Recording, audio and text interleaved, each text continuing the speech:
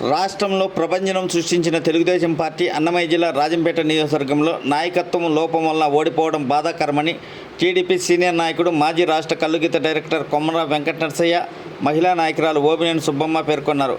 ఒంటిమిట్టలో TDP నాయకులతో సమావేశం నిర్వహించారు. ఈ కార్యక్రమానికి వీరబల్లి, రాజంపేట నాయకులు కూడా హాజరయ్యారు.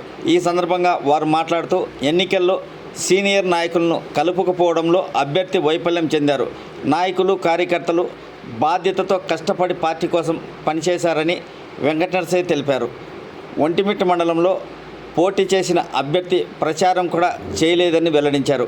కష్టపడి పనిచేసిన నాయకులకు, కార్యకర్తలకు మంచి జరగాలంటే రాజంపేట నియోజకవర్గం ఇన్ఛార్జిగా సమర్థవంతమైన నాయకుడు ఉండాలి.